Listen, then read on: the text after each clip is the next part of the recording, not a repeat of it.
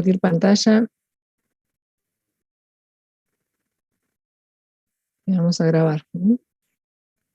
Recording in progress.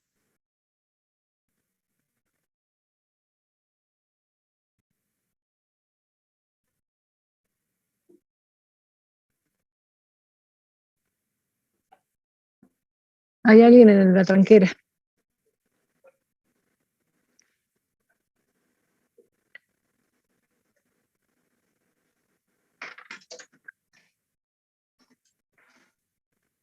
Bien.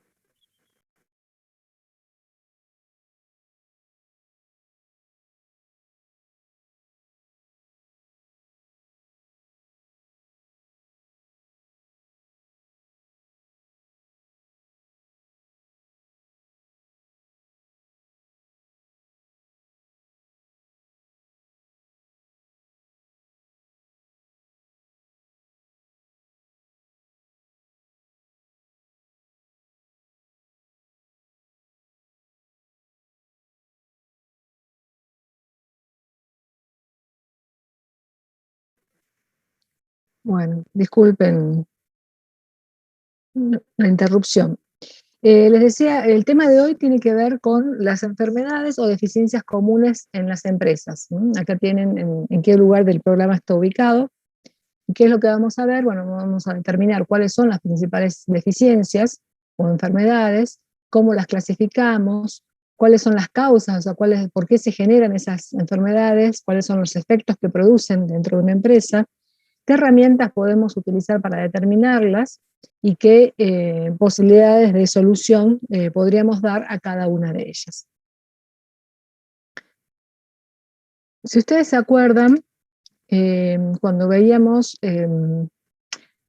los tipos de análisis, dentro de lo que es el análisis e interpretación de la información contable, nosotros decíamos que la relación que puede existir entre un analista y la empresa puede ser de tipo interno o de ser un analista externo. Entonces, un analista interno es el realizado por es quien está dentro de la empresa y que realiza el análisis para evaluar la eficiencia en su gestión, para mejorar las actividades de control. Y la ventaja que tiene un analista interno es que dispone de mucha más información que un analista externo, porque como está dentro de la empresa, puede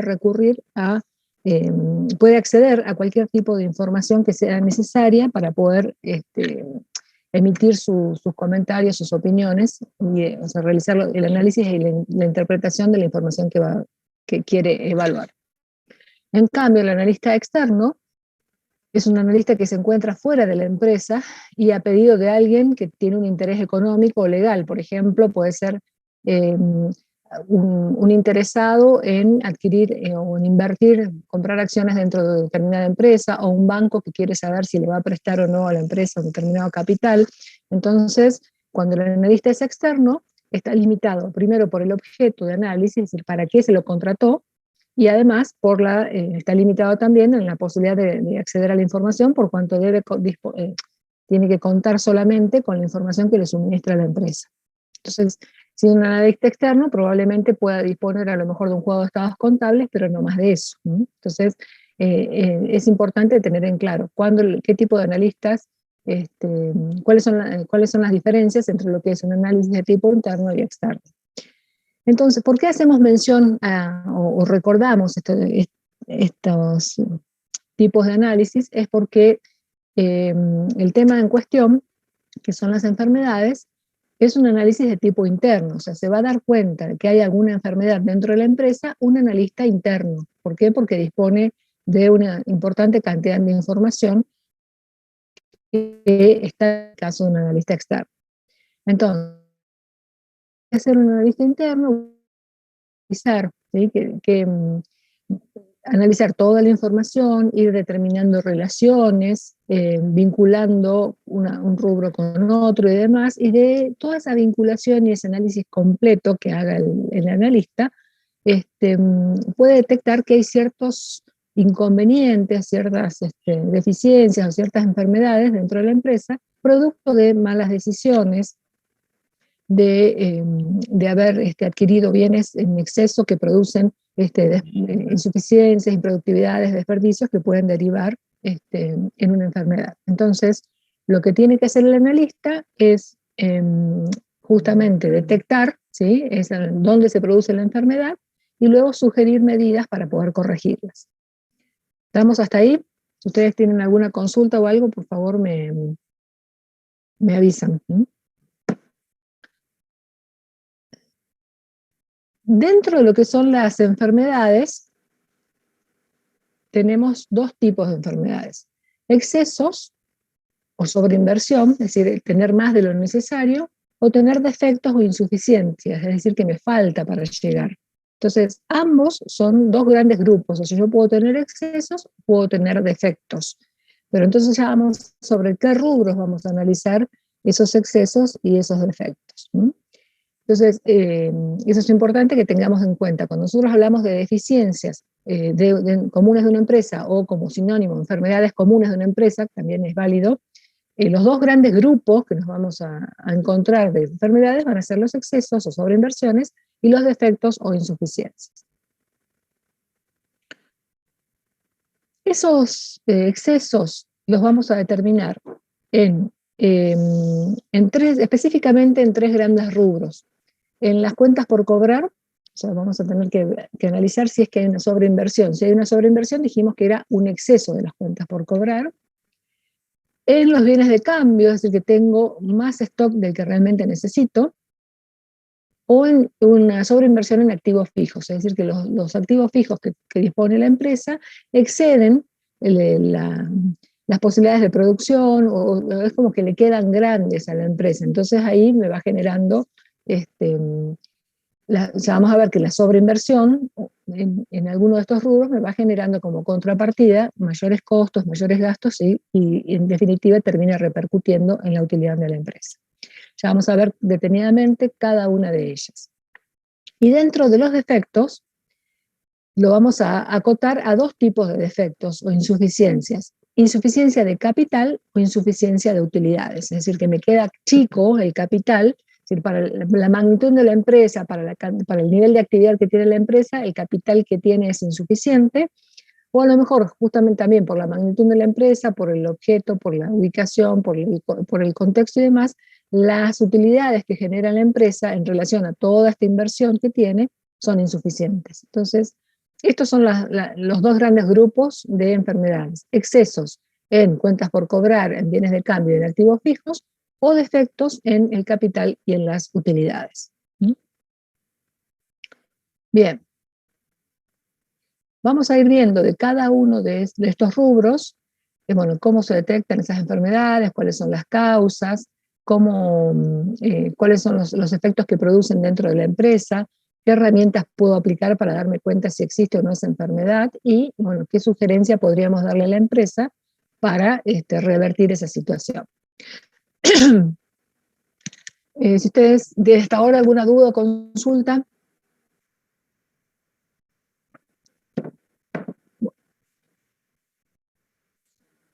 ¿Cuáles son las causas por las cuales podemos decir que una empresa tiene excesos en los bienes en las cuentas por cobrar? Es decir, ¿qué quiere decir que tengo un exceso? Que si yo tomo el rubro de cuentas por cobrar, digo que, por ejemplo, y hago un análisis estructural, veo que la participación del rubro en relación al total del activo o el total del activo corriente es muy exagerada. Entonces me produce como una luz amarilla, un foco de atención que me dice, bueno, vamos a observar qué es lo que pasa con este rubro, si es correcto que tenga tanta participación dentro de la estructura, de la composición de lo que es el activo corriente o el total del activo, para ver si realmente es correcto, como les decía, ese monto o esa participación, o me puede estar dando la pauta de que hay una enfermedad, que hay alguna cuestión que está siendo exagerada, si hay una inversión en créditos que está muy por encima de lo que sería lo normal para esta empresa. Por supuesto que nunca debemos de perder de vista que antes de hacer cualquier tipo de análisis nos tenemos que ubicar en la empresa, en el tipo de actividad que tiene la empresa, porque evidentemente si es una empresa que se dedica a la comercialización, el rubro de bienes de cambio va a ser importante, pero bueno, también hay que ver que ese rubro, esa participación del rubro de bienes de cambio en su estructura de inversión no sea exagerada. ¿Cuáles pueden ser las causas por las cuales, eso es exagerada en cuanto a la estructura de inversión que les decía recién, o al nivel de actividad? Es decir, por ahí es una empresa que no vende, no tiene mucho volumen de ventas y sin embargo tiene un abultado saldo en las cuentas por cobrar. Bueno, ¿cuáles pueden ser las causas? Profe, Sí, sí, te escucho. para analizar las enfermedades, ¿solo analizamos los rubros principales o todos? Sí, nosotros nos vamos a acotar a estos 5 rubros, a estos 5 elementos que les enumeré.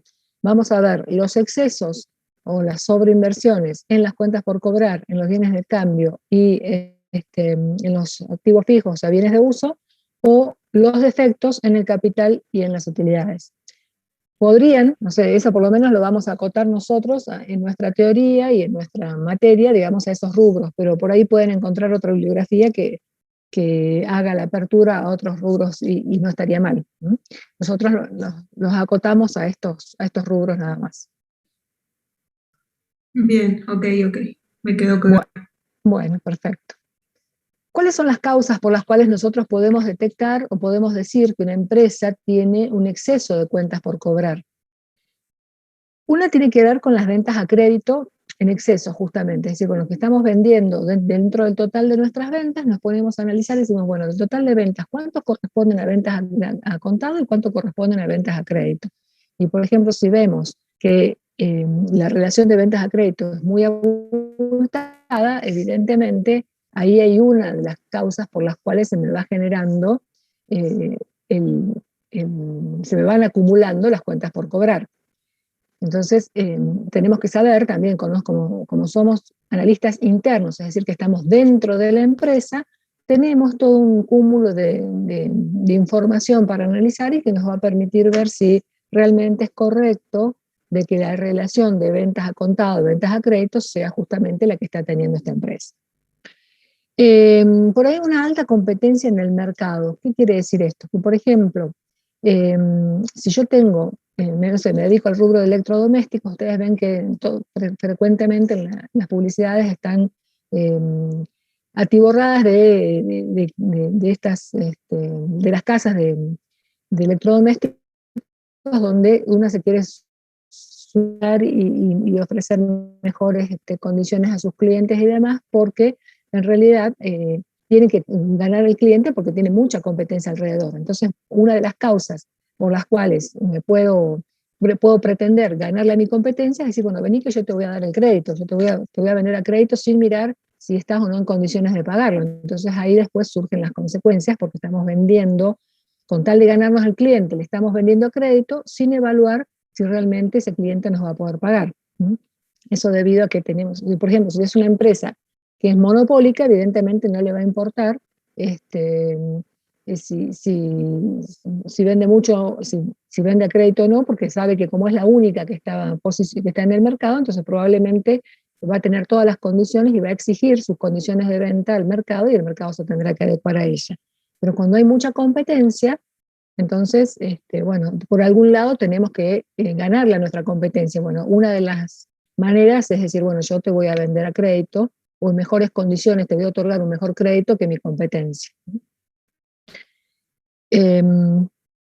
Políticas deficientes en otorgamiento de créditos y cobranzas. Esto que yo les decía, bueno, con tal de ganarme la venta o ganarme el cliente, le otorgo el crédito sin mirar si ese cliente tiene la posibilidad de pagar ese crédito. Ustedes no sé si han tenido muchas veces, habrán ido caminando, por ejemplo, por la peatonal y hay vendedores o gente parada en la puerta de los negocios que te dice, si tenés tu documento te damos ya un crédito. Y bueno, yo puedo tener el documento, pero si no me piden un recibo de sueldo o me piden algún papel que justifique que yo tengo los ingresos suficientes como para poder cancelar el crédito que tomo, evidentemente ahí está marcando que hay una deficiencia en esa política de otorgamiento de créditos, porque ¿qué va a pasar? Le damos el crédito a cualquiera y es muy probable que ese cualquiera después no me pueda pagar. Entonces, ¿por qué se me va abultando la cuentas por cobrar?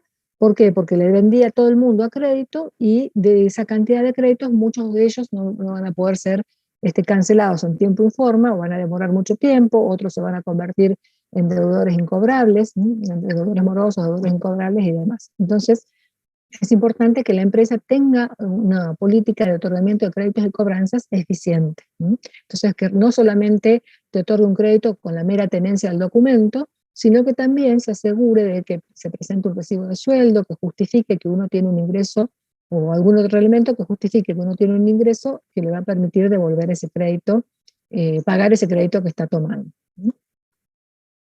Bien. Bueno, otra de las causas que se ha dado últimamente, justamente en el último periodo, tiene que ver con la recesión de la economía. Bueno, en este año que pasó, entre el 20 y 21, como consecuencia de la pandemia, bueno, es lógico que en la mayoría de las empresas se haya producido una mora en la gestión de cobros. Entonces, los clientes no tenían trabajo, no podían venir a pagar sus deudas. Entonces, se va acumulando el saldo de las cuentas por cobrar.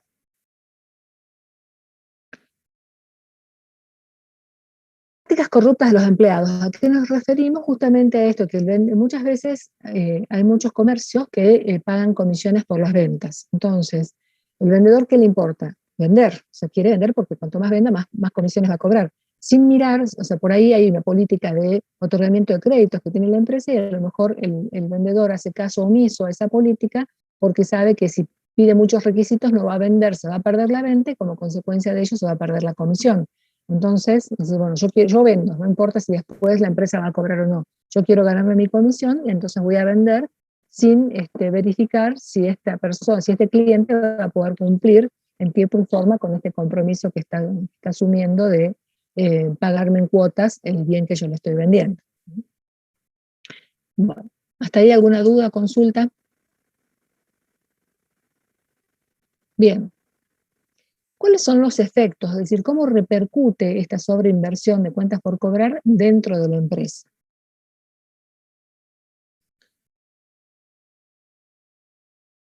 Dice aumento de gastos, aumento en gastos de cobranza, justamente esto, que si yo vendo sin tener en cuenta si el cliente está en condiciones de pagarme y demás, se convierte en un deudor moroso, tengo que empezar a gestionar el cobro de esos créditos y bueno, llamando por teléfono, mandando mail, contratando empresas específicas que se dedican a cobrar deudas, ¿sí? Entonces me va generando un gasto en la gestión de cobranzas que la empresa no tendría que tener si efectuara sus ventas a crédito en las condiciones que debería ser, o sea, si tuviera una política adecuada de otorgamiento de créditos.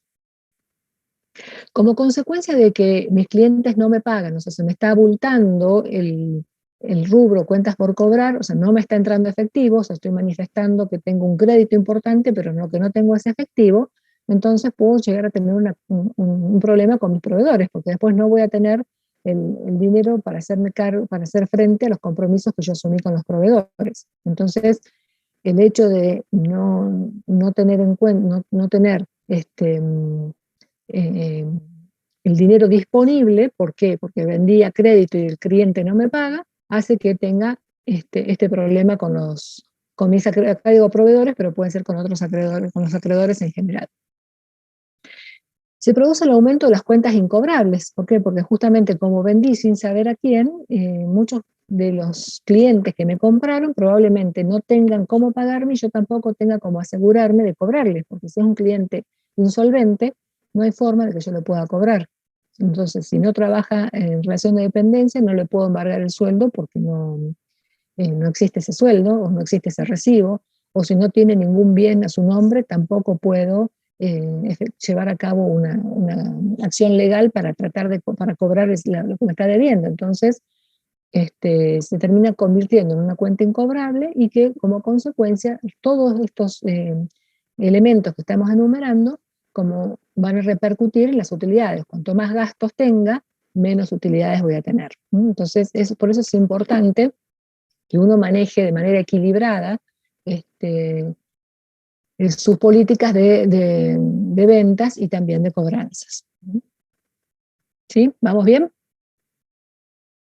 Y por supuesto, bueno, la pérdida del cliente moroso, que en realidad si es moroso, no me debería afectar tanto perderlo, pero puede ser moroso, pero un cliente fiel. Entonces, este, si yo voy viendo que cada vez se va atrasando más en sus pagos, probablemente deje de venderle, o hasta el mismo él se pueda sentir ofendido de que yo tenga una persecución sobre los derechos que tengo sobre él.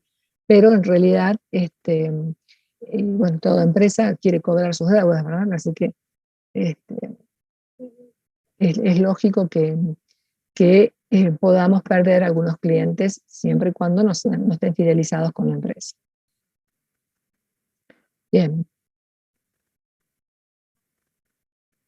¿Qué herramientas podemos determinar, o sea, o cómo determinamos, primero, antes de ver las herramientas, cómo determinamos que tenemos una sobreinversión de cuentas por cobrar? O sea, en función a todas las herramientas que ustedes vieron hasta ahora, ¿recuerdan alguna que les pueda, o que les llame la atención, o que digan que la podrían utilizar para ver si hay acá un llamado de atención en la inversión de las cuentas por cobrar, si hay una sobreinversión en este rubro? Un análisis de método vertical para ver si es muy grande el porcentaje sobre el total del activo. Esa es una, ¿sí? ¿Qué más podrían aplicar? Plazos de cobro y los plazos de venta también. Exactamente. Analizar los plazos de cobro, analizar los plazos de ventas, relacionar justamente, bueno, hacer un análisis vertical, como es uno de ustedes. ¿Con qué cuenta, relacionarían este rubro? Para ver si es correcto que tenga las cifras que está manifestando o no.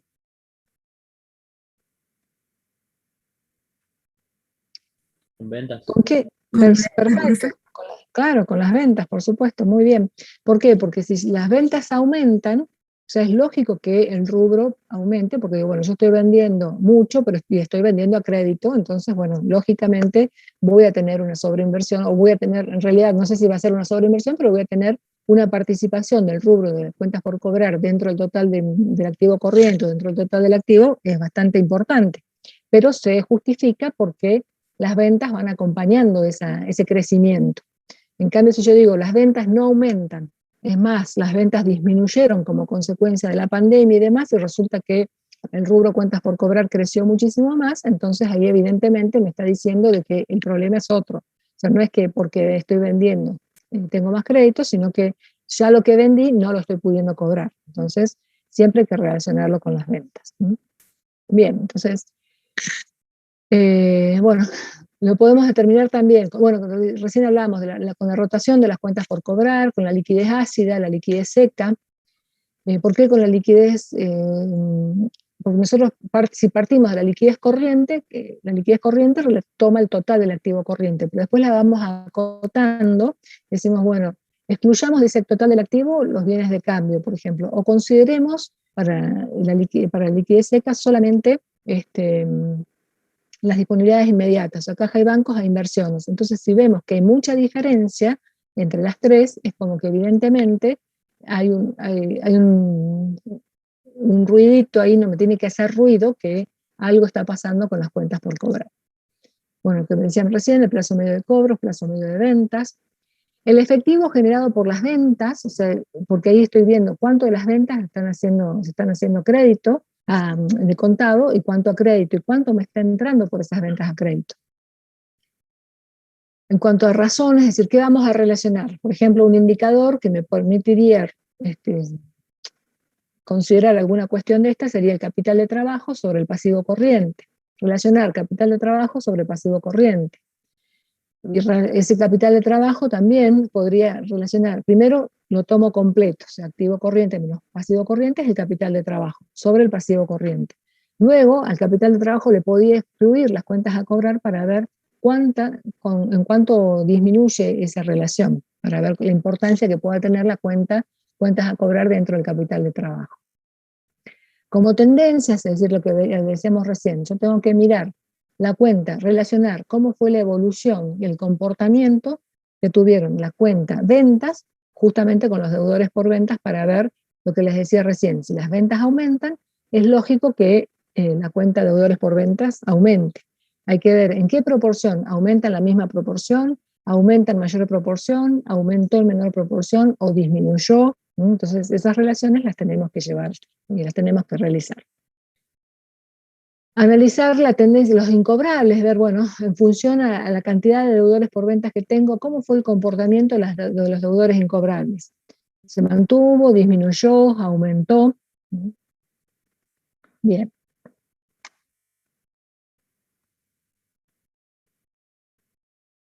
Nosotros aplicamos estas herramientas y nos dimos cuenta de que evidentemente la empresa está teniendo una sobreinversión en cuentas por cobrar. Por ejemplo, por lo que decíamos recién, las ventas no acompañaron ese crecimiento. O sea, a lo mejor las ventas disminuyeron en el periodo 2020 y la cuentas por cobrar, el rubro cuentas por cobrar o deudores por ventas creció considerablemente. Entonces ahí estamos detectando que hay una enfermedad o hay una deficiencia. ¿Qué le podemos sugerir a nuestro cliente? Bueno, en realidad le tendríamos que sugerir que efectúe un rediseño, o que rediseñe las políticas de otorgamiento de créditos y de cobranza, o sea, que sea más eficiente en esas gestiones. Hay que sugerirle documentar las cuentas y gestionar descuentos. Entonces, ¿qué quiere decir con esto? Que yo puedo vender a crédito, pero documentarlo de alguna manera que me pueda asegurar ese pago. Entonces, bueno, antes se usaba, ahora ya creo que no se usa mucho, pero en algunos lugares se utilizan los documentos. Entonces, decir, bueno, yo te vendo a crédito y como vos no tenés una tarjeta de crédito o no tenés un recibo de sueldos para presentarme y demás, me vas a firmar unos documentos por la deuda que queda pendiente. O por ejemplo, te vendo en 12 cuotas, me vas a firmar 12 documentos por las cuotas que me estás debiendo. Cuando me pagas te devuelvo el documento, porque ese documento me sirve como medio de ejecución de pago después. Si no me paga, lo puedo ejecutar, puedo accionar legalmente y tratar de cobrar esa deuda. O, por ejemplo, también si estoy viendo que mi cliente se está atrasando demasiado y demás, puedo incentivarlo con un descuento, y decir, bueno, mira, yo sé que vos me debés, que estás atravesando una situación complicada, una situación financiera complicada y demás, pero yo necesito cobrar mi crédito, razón por la cual te ofrezco determinado porcentaje de descuentos si me cancelas la deuda de contado o te refinancio esa deuda con un interés menor. Otra sugerencia es decir, bueno, a partir de ahora, si es un cliente habitual, decir, bueno, no voy a mandar más mercaderías si no me cancela la factura anterior. O sea, esto, por ejemplo, en actividad, si es mi cliente habitual, lo puedo hacer. Si es un cliente esporádico, ahí ya perdí porque sé que no me va a comprar más y tengo que ver cómo voy a hacer para cobrar las facturas o la deuda que está teniendo con mi empresa. ¿Alguna duda hasta aquí, chicos? ¿Consulta? Bueno.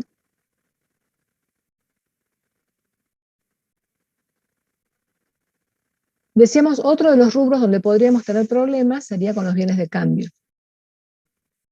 Entonces yo tengo que mirar que, ¿cuándo me va a llamar la atención ese rubro bienes de cambio? Cuando no exista proporción con el tiempo normal de recuperación, es decir, que no tenga relación esos bienes de cambio con las ventas que yo estoy teniendo. Entonces, si yo empiezo a vender mucho, si yo vendo mucho, es lógico que compre mercadería porque sé que está saliendo esa mercadería. Ahora, si yo miro el stock que tiene la empresa, y resulta que es demasiado exagerado para el nivel de ventas que tiene, me está dando la pauta de que hay alguna cosa ahí en ese rubro que me tiene que llamar la atención, hay algo que no es normal.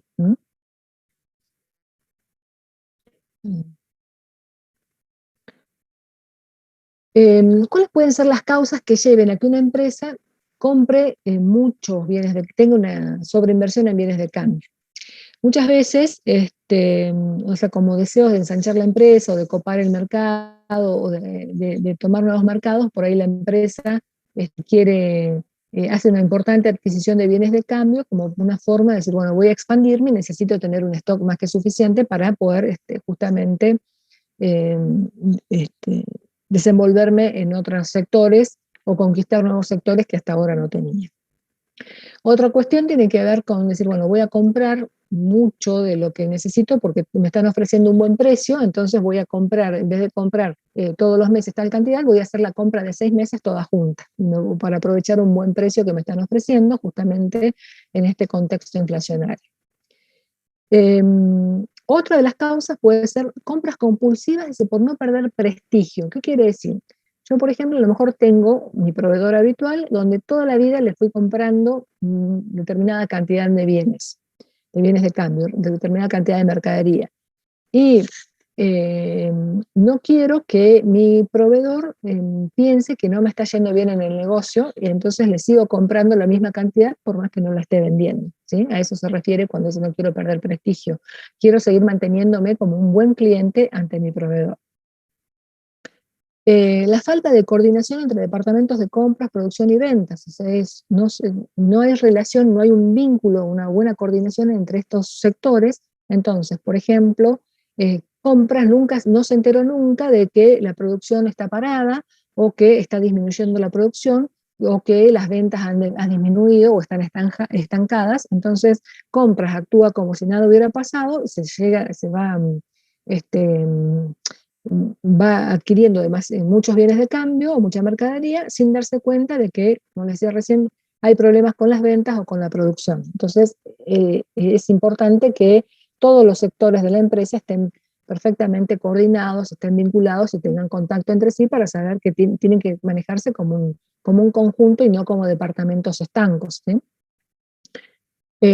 Así como nos pasaba con los créditos por ventas, también nos puede pasar con los bienes de cambio. En este caso no son vendedores, sino encargados de compras corruptos. Es decir, bueno, yo te compro porque sé que el proveedor también corrupto me da un sobrecito, es decir, bueno, si vos me compras tantos pesos, yo te voy a dar un porcentaje de esas compras. Entonces, hay una corrupción por parte del encargado de compras que hace que la empresa permanentemente siga adquiriendo bienes de cambio cuando en realidad no los necesita o los está necesitando en menor cantidad. Otra de las cuestiones que también tiene que ver con lo que veíamos recién, que yo les comentaba, la depresión económica, que cuando hay un contexto de recesión y demás, ¿qué es lo que pasa? La gente al no tener dinero compra menos, entonces hay una contracción en el mercado y hace que no se venda todo lo que uno tenía previsto vender. ¿Alguna duda con esto?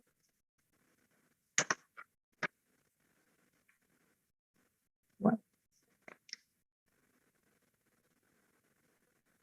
¿Cuáles son los efectos que me genera tener bienes de cambio en exceso? Dice, aumento de gastos en compras, almacenaje, control y seguros. Esto después, el año que viene, cuando ustedes cursen costos, ahí vamos a ver, justamente yo estoy ahí en esa cátedra, vamos a ver que hay un tema que es gestión de stock, donde uno tiene que gestionar estos stocks de manera que la empresa tenga un abastecimiento eficiente, o sea, en tiempo y forma, es decir, que no se rompa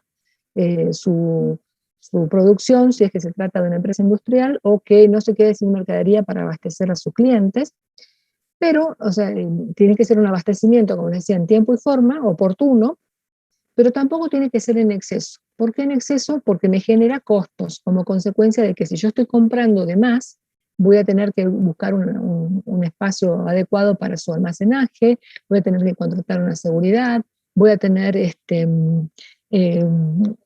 o sea, otros costos, como por ejemplo la existencia de mercaderías que se conviertan en obsoletas porque están fuera de uso, pasaron de moda o están dañadas, pues justamente porque las compré, las estimé y resulta ser de que ahora ya no se usan más, o llovió en el depósito y se deterioraron las mercaderías. Entonces, eso me va a generar justamente mayores costos. Entonces yo tengo que tener un abastecimiento oportuno y no tengo que excederme en ese abastecimiento, es decir, no tengo que tener mucha cantidad, justamente por esto que estamos mencionando, y además porque me genera una inmovilización de capital. Puedo tener robo por falta de controles, es decir, si yo tengo tanta mercadería, ¿cómo cómo hago para saber de que no me están robando ese robo hormiga que muchas veces se conoce cuando uno escucha por ahí en los noticieros o lee en el diario, es el robo hormiga? ¿Qué quiere decir? Es tan chiquitito que yo no me voy a dar cuenta, no es que me van a robar la mitad del depósito, pero hoy, si yo, por ejemplo, me dedico tengo una repuestera, o sea, no es que me van a robar la mitad del depósito, sino que decir, bueno, hoy me roban una lamparita, mañana me roban otro foquito, pasado me roban otra cosita, y así va. Entonces, como yo no puedo controlar toda la cantidad de bienes que tengo, da lugar justamente a que me falte esto, a que me vayan robando. No tengo, no tengo control sobre esos inventarios. Se generan incrementos de gastos financieros, dice, al tomar fondos para financiar la compra de mercadería. O sea, yo también estoy comprando mucha mercadería y a lo mejor yo no tengo los recursos propios, debo recurrir a una fuente de financiamiento externa, puede ser mi mismo proveedor, me tenga que financiar, pero me va a cobrar un interés. Entonces, a lo mejor estoy comprando exageradamente y no me estoy dando cuenta de que esa exageración en la compra me genera otros costos y gastos que repercuten en la reducción de utilidades. O sea, cuanto mayor costo, mayor gasto, en este caso, si tengo más intereses, voy a tener menores utilidades. Entonces, en el tema de los bienes de cambio, hay que gestionar el stock de manera de no quedarme, o sea, que no se produzca una ruptura de stock, pero tampoco que tenga excesos para evitar justamente los robos, la obsolescencia de los bienes, el deterioro y sobre todo la inmovilización del capital, porque si yo tengo fondos, los fondos los invertí en esos bienes, estoy desaprovechando la posibilidad de invertir en otras cosas. Bien. ¿Cómo determinamos que hay una sobreinversión de bienes de cambio? Bueno, así como vimos con los créditos por ventas, con la rotación, nosotros también con la rotación de los bienes de cambio, me voy dando cuenta ¿cómo tendría que ser la rotación del bien de cambio para que yo me dé cuenta de que hay una sobreinversión?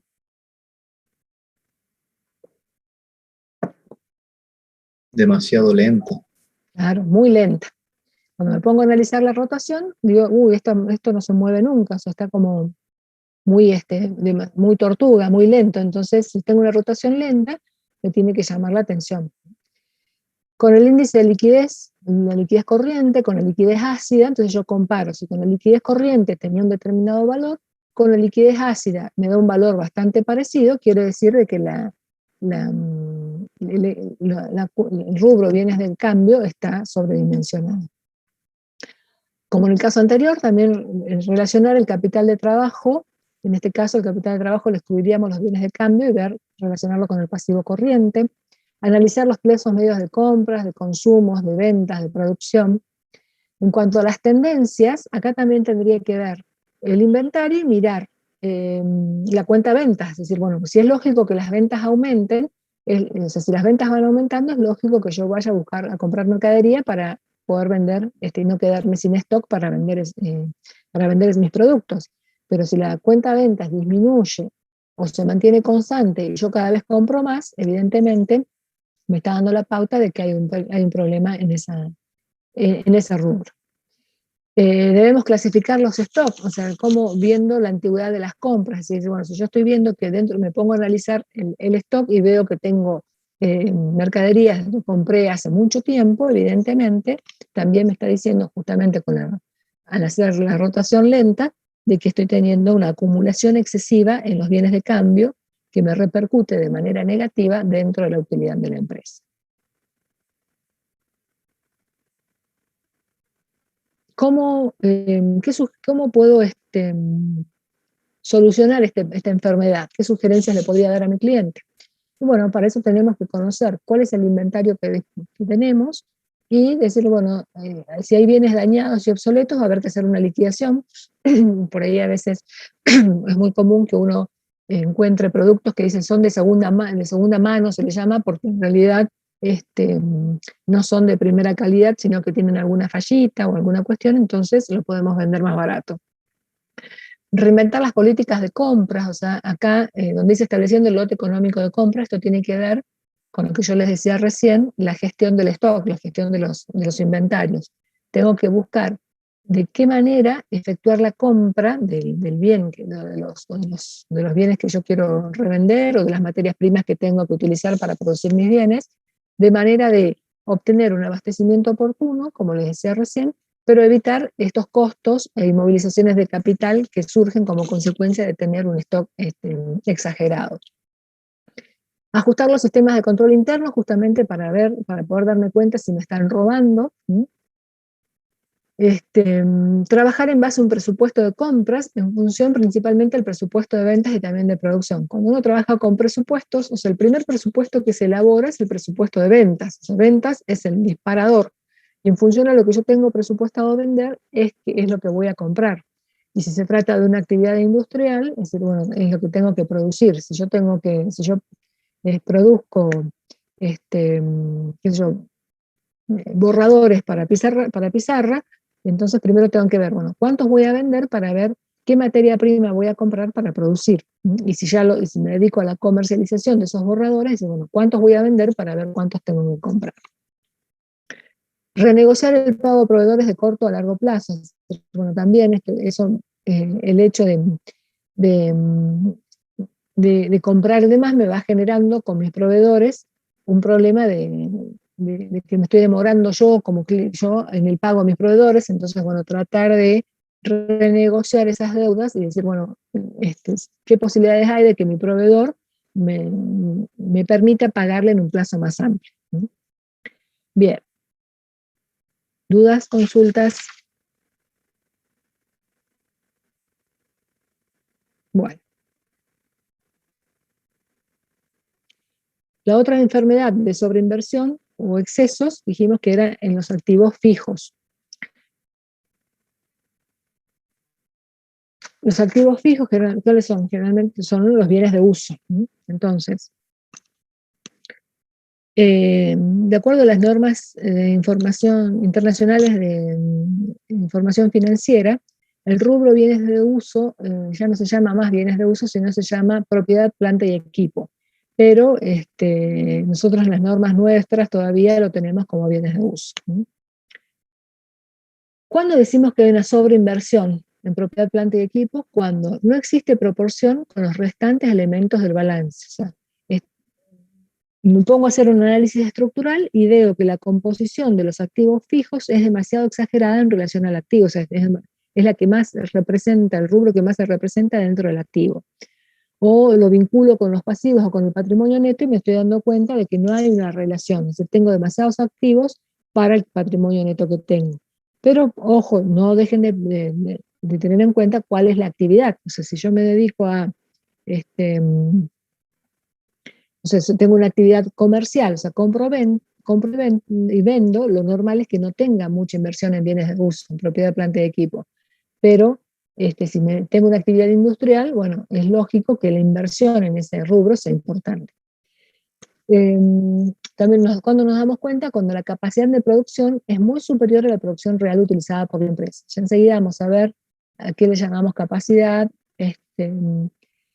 y qué quiere decir con esto. Que si yo tengo, por ejemplo, tengo posibilidades de colocar en el mercado, siguiendo con el ejemplo que les decía recién, fabrico borradores para pizarra, y yo tengo posibilidades de fabricar en el mercado, no sé, 10.000 borradores por mes, tiro cualquier número, no me voy a comprar una máquina que me permita fabricar 1.000.000 de borradores, porque evidentemente ahí la capacidad de producción va a quedar muy exagerada en relación a las posibilidades de colocación de mi producto en el mercado. Entonces hay que ver que la maquinaria que yo compre tiene que ser adecuada a la producción que yo voy a tener, ya sea porque me lo pide el mercado, es decir, no tengo más mercado para esto, o porque mi situación financiera no me permite producir más porque no tengo recursos, no tengo personal y demás. Entonces, siempre hay que tener en cuenta que la inversión en esos activos fijos tiene que estar relacionado a la capacidad de producción, a la posibilidad o el nivel de actividad real que puede tener la empresa dentro del contexto donde se desempeña. Bien. ¿Cuáles son las causas por las cuales se me puede producir una exagerada inversión en estos activos fijos? Cuando, por ejemplo, no hay una planificación adecuada, es decir, fíjense que lo normal, así como uno elabora un presupuesto de ventas y atrás de ese presupuesto de ventas tiene que elaborar un presupuesto de compras o de producción, también hay que hacer un presupuesto o hacer una proyección de cuáles van a ser la planificación en inversiones que vamos a tener. Entonces, es decir, no salir a comprar maquinarias porque sí, uno tiene que planificar qué inversiones va a hacer, en qué tiempos, en cuántos años va a ser el reemplazo de las maquinarias y demás. Entonces hay que tener una planificación adecuada. Cuando no tenemos esa planificación adecuada, probablemente compramos los activos sin mirar si realmente estamos haciendo una inversión correcta. A veces se puede comprar maquinarias con el sentido de decir, bueno, lo que me va a hacer la máquina, a raíz de que esta máquina produce determinados bienes o servicios, produce determinados bienes, voy a ahorrarme mano de obra. Entonces prefiero comprar la maquinaria antes de que tener un empleado, porque el empleado es un riesgo, me puede el día de mañana hacer un juicio y demás, entonces prefiero tener una maquinaria y no tener un empleado, que me va a reducir el empleado en algún momento de la empresa puede generarme un conflicto, entonces tengo demasiados costos laborales. Ustedes ven que nos deben saber por las noticias y demás que todos los empresarios se quejan del costo laboral que tiene Argentina, porque no solamente es pagarle el sueldo, no es el sueldo según un convenio y demás que pueda tener un empleado, sino también todas las cargas sociales que se generan como consecuencia de tener un empleado, que hacen que el costo laboral sea altísimo, y por eso es que es tan difícil que las empresas quieran incorporar personal. Otra de las causas puede ser, bueno, quiero reducir el costo de producción y compro una maquinaria que después me estoy dando cuenta de que en definitiva, en vez de reducirme los costos, me va a aumentar, sí me va a reducir el costo de producción, pero me va a generar otro tipo de gastos, como por ejemplo gastos de mantenimiento y demás, porque por la amortización o lo que fuera, seguros o vigilancia, lo que fuera, o sea, lo que creo que por un lado me va a beneficiar, me termina complicando por el otro lado. La posesión de la ventaja competitiva, es decir, bueno, quiero ser superior a mi competencia, entonces me voy a comprar la mejor máquina. Y resulta que esta mejor máquina que me compré me quedó tan grande para mi estructura que en definitiva me ocasiona mayores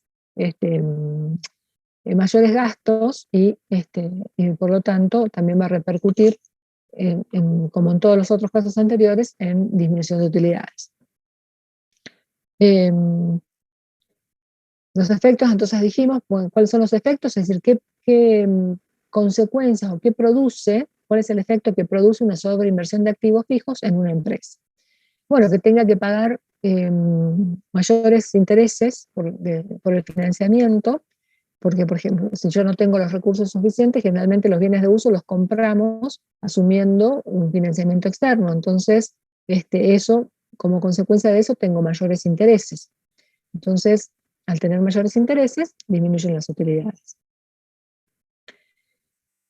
Si yo compro estos bienes con fondos propios, se descapitaliza la empresa, que me va reduciendo el patrimonio, los fondos aportados por los propietarios. Entonces, me está creciendo demasiado los activos no corrientes y me están disminuyendo el patrimonio neto.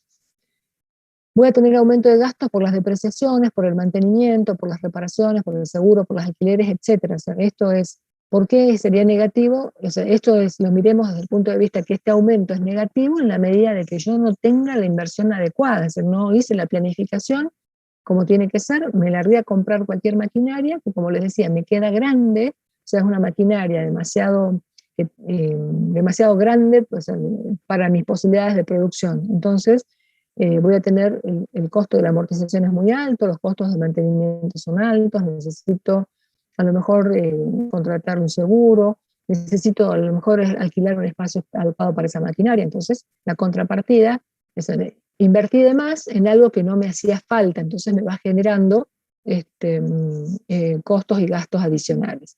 Y siempre que tenga mayores costos, gastos y demás, tengo menor utilidad.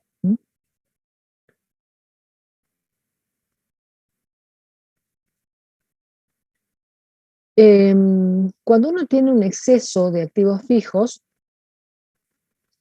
¿qué puede pasar? O sea, uno tiene que decir, bueno, yo no lo quiero vender, o sea, quiero achicar mi estructura, pero a veces, si es una maquinaria muy importante, me cuesta colocarla en el mercado. Entonces, venderla a un valor razonable es lento, o sea, no voy a encontrar mi cliente, no es que lo publico en OLX y mañana voy a tener 1000 clientes dispuestos a comprarme la maquinaria.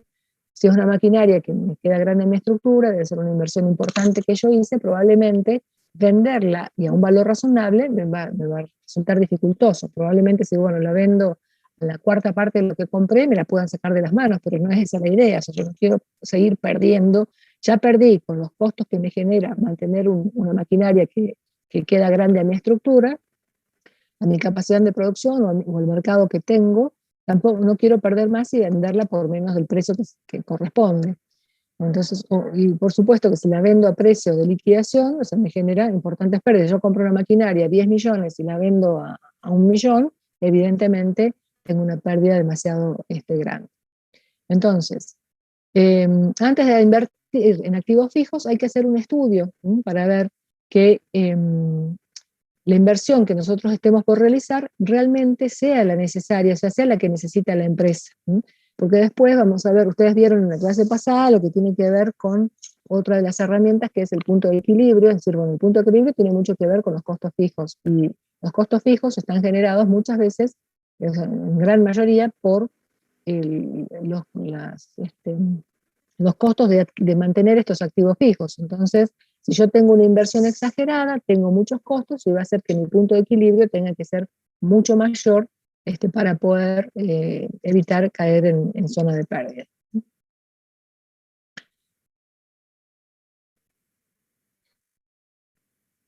¿Cómo determinamos que hay activos fijos en exceso, o sea, que son más de los que la empresa necesita?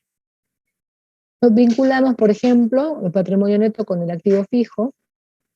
Ahí para ver, ¿se acuerdan? Esa fórmula la usábamos para ver cómo estaba el índice de movilización.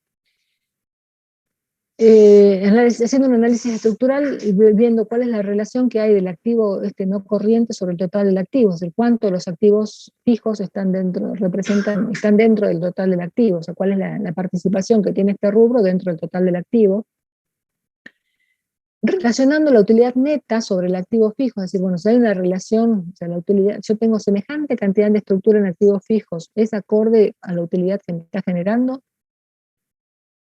Relacionar los pasivos a largo plazo con el activo fijo para ver si se están financiando. Por un lado vimos que la forma ideal de financiación, de acuerdo a las políticas financieras sanas, es que el patrimonio neto es el que debe financiar a los activos fijos. Pero dijimos que cuando ese patrimonio neto era insuficiente, de manera complementaria se deberían financiar con los pasivos a largo plazo, nunca con los pasivos corrientes.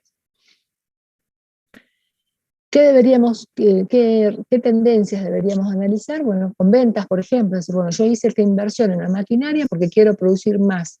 Esa producción en más que quiero hacer está relacionada a que la tendencia que está teniendo las ventas, o sea, las ventas están aumentando de manera tal que justifique que yo haya hecho una inversión en activos fijos para producir más. El capital contable con el activo fijo. Los costos de ventas con el activo fijo, o sea, ustedes saben que todos los costos que se generan de amortizaciones y demás tienen que ver con los costos de producción. Entonces, ver qué relación hay ahí. Bien.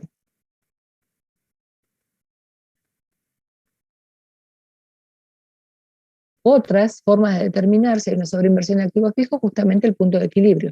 Si me está haciendo que el punto de equilibrio cada vez sea mayor, es porque tengo demasiados costos fijos. Entonces me tengo que poner a analizar cómo están compuestos esos costos fijos, si realmente la cifra que se expone es la adecuada o está siendo exagerada para la posibilidad de producción que tiene la empresa. Y deberíamos comparar periódicamente la capacidad de producción con la capacidad efectivamente utilizada. En realidad, ahora vamos a ver a qué nos estamos refiriendo con capacidad. Ver, la capacidad es la posibilidad máxima de producción que tiene una empresa en función a la estructura que tiene. Pero yo no puedo montar una gran estructura si el nivel de actividad real, es decir, la posibilidad de colocar mis productos en el mercado es chica. Entonces, tiene que haber una relación entre el nivel de actividad, o sea, cuánto voy a usar de esa capacidad, y la capacidad propiamente dicha. Lo que estaba diciendo hasta acá. La capacidad es la posibilidad máxima de producción. ¿Qué significa esto? Que yo con la estructura, con las maquinarias que tengo, puedo llegar a producir tanta cantidad de unidades. Y ahí esa capacidad se clasifica en capacidad teórica o práctica, donde la teórica es llamada también capacidad ideal o de catálogo, es la que no contempla paros de ningún tipo. ¿Qué quiere decir? ¿Por qué de catálogo? Porque ustedes cuando generalmente compran una maquinaria se ponen a ver el manual y dice, esta maquinaria puede producir, supongamos, no sé, puede tener una vida útil de 1.000.000 de horas, supongamos. Pero eso es si trabajamos los 365 días del año, las 24 horas. Pero ¿qué pasa en la empresa? Si, por ejemplo, la empresa trabaja de lunes a viernes y con un solo turno de trabajo, evidentemente no va a tener esa capacidad teórica, sino que contempla interrupciones normales vinculadas con la parte de la maquinaria que hay que mantenerla, hacer las reparaciones, mantenimientos y demás. Entonces, la capacidad práctica es menor por cuanto se adecua también a los turnos de trabajo que tiene la empresa. Sobre esa capacidad viene lo que es el nivel de actividad. Ese nivel de actividad es la decisión del uso de la capacidad disponible, es decir, cuánto vamos a usar de la capacidad. Por ejemplo, yo decía, la capacidad ideal o de catálogo es 1.000.000 de horas. Sabiendo que trabajamos de lunes a viernes y con un turno de 8 horas nada más, entonces la capacidad práctica es, no sé, 700.000 horas. Pero ¿qué pasa? Nos ponemos a analizar que si nosotros trabajamos 700.000 horas, vamos a generar demasiados productos que el mercado no está en condiciones de absorber. O sea, nos vamos a quedar con mercadería sin poder colocar en el mercado. Entonces decidimos cuánto de esas horas, de esa capacidad práctica vamos a usar. Y ese es el nivel de actividad. El nivel de actividad previsto es cuando yo lo planifico antes de iniciar el proceso. Digo, bueno, en vez de usar las 700.000 horas, vamos a usar 500.000. Es un nivel de actividad previsto, estoy previéndolo de antemano. Antes de iniciar mi proceso, decido cuánto voy a usar de esa capacidad. Y luego aparece el nivel de actividad real, que es el efectivamente alcanzado. O sea, lo voy a ver después que pasó esto. Es decir, bueno, yo tenía previsto utilizar 500.000 horas y terminé usando 300.000. Ese fue mi nivel de actividad real, es lo que realmente utilicé de la capacidad. Si eso lo llevamos a un gráfico, la diferencia entre lo que es la capacidad máxima práctica y el nivel de actividad previsto me genera una capacidad ociosa anticipada. ¿Por qué anticipada? Porque yo de antemano estoy decidiendo cuánto de esa capacidad no voy a usar. Entonces yo les decía, de 700.000 dije que iba a usar 500.000. Entonces ya estoy de antemano manifestando que voy a dejar ociosas 200.000 horas, o sea, no voy a usar esas 200.000 horas. Y luego de la comparación entre el nivel de actividad previsto y lo real, aparece la capacidad ociosa operativa. Es decir, dije que iba a usar 500.000 y realmente usé 300.000. Entonces, entre esas 200.000 que se me generan como consecuencia de que preveía usar una cosa y terminé usando otra, es una capacidad ociosa operativa. Ustedes saben que todo lo que tiene que ver con improductividades, sociedades y demás, no forman parte del costo, sino que van a resultados del pedido. Disculpe, profe, Sí. ¿puede volver a repetirlo? Justo se me cortó y no llegué a escuchar bien. ¿Esto de la capacidad? Sí, sí, sí. O lo de las sociedades. De la capacidad y el nivel de actividad Bueno, entonces, relacionado con la capacidad ociosa. bien. Yo decía, con el ejemplo que yo les puse recién, decía la capacidad máxima teórica sería no considerar interrupciones de ninguna naturaleza. Si yo voy a trabajar los 365 días del año, no voy a hacer mantenimientos, no voy a hacer reparaciones y demás, lo cual es imposible.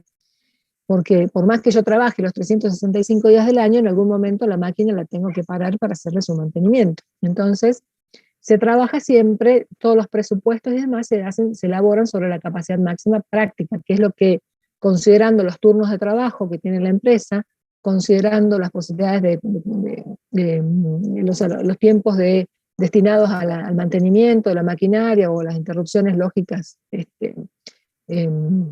por reparaciones y demás, definimos que la capacidad máxima práctica es X cantidad de horas. Creo que en el ejemplo les dije 700.000.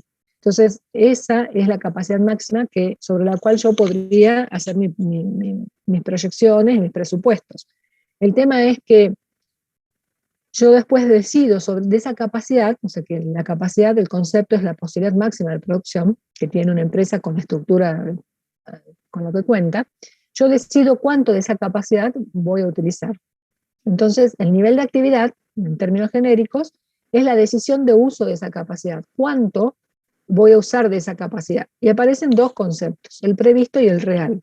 ¿Por qué nivel de actividad previsto? Porque yo digo, bueno, de antemano, o sea, antes de iniciar mi proceso productivo, digo, si bien la capacidad máxima práctica es 700.000 horas, yo no voy a producir esa cantidad de horas porque no tengo, a lo mejor no tengo el mercado suficiente para colocar todos los productos que se generen si uso esas horas, o porque no tengo el dinero suficiente para pagar la mano de obra que se requiere para usar para generar esos productos. Entonces digo, de esa capacidad máxima práctica, que les dije que era 700.000, digo, voy a usar 500.000. O sea, eso es lo que yo estimo que voy a usar. Y lo digo que es previsto porque lo determino a priori, o sea, antes de empezar el proceso. Y termina siendo que cuando yo ya llevé a cabo el proceso, me doy cuenta que en vez de usar 500.000 horas, usé 300.000. Ese es el nivel de actividad real, y eso me voy a dar cuenta después que pasó el proceso. O sea, por eso es un dato posterior. Entonces, de la comparación entre la capacidad máxima práctica, es decir, lo que yo podría utilizar y lo que decido utilizar anticipadamente, que es el nivel de actividad previsto, la diferencia entre estas dos se me genera la capacidad ociosa anticipada. Si ustedes se fijan, acá están las siglas, capacidad máxima práctica menos nivel de actividad previsto. De esa comparación me surge la capacidad ociosa anticipada. ¿Por qué anticipada? Porque yo a priori estoy diciendo que hay parte de la capacidad que no voy a usar, ¿sí? Mi capacidad práctica era 700.000 y yo estoy diciendo antes de iniciar el proceso que voy a usar solamente 500.000. Luego pasó la realidad, se llevó a cabo el proceso y demás, y apareció el nivel de actividad real. En vez de usar 500.000, que es lo que yo había previsto, terminé usando 300.000. Entonces aparece la capacidad ociosa operativa. ¿Por qué operativa? Porque justamente es una consecuencia del proceso productivo. Tenía estimado usar 500.000 horas y terminé usando 300.000. Entonces aparece esta otra capacidad, que si ustedes se fijan, es ¿cómo lo determinamos? Acá están las siglas, nivel de actividad previsto menos nivel de actividad real. La sumatoria de estas dos capacidades me da la capacidad ociosa total. Y lo que yo les decía que tenemos que tener en cuenta que todo lo que sea ociosidades, improductividades y demás no forman parte del costo de producción, sino que van al estado de resultados. Eso de acuerdo a nuestras disposiciones, a nuestras normas contables profesionales. ¿Sí? Entonces, fíjense, es muy importante, y sobre este tema vamos a hacer mucho hincapié el año que viene en costos, porque en realidad, si uno no conoce la capacidad de la empresa, no puede hacer absolutamente nada. Uno no puede proyectar cuántas unidades va a producir, va a vender o demás, porque producir sobre todo porque no tenemos conocimiento de cuál es la estructura, cuál es la capacidad que tiene esa empresa para producir. ¿Sí? ¿Te quedó claro? Re claro. Muchas gracias. Buenísimo. Bueno, me alegro entonces. Muchas gracias por hacer la pregunta, porque por ahí yo a veces me embalo con esto y empiezo a hablar demasiado rápido, disculpen. Pero bueno, si me apuro mucho, por favor me interrumpen. Bueno. A ver, voy a avanzar.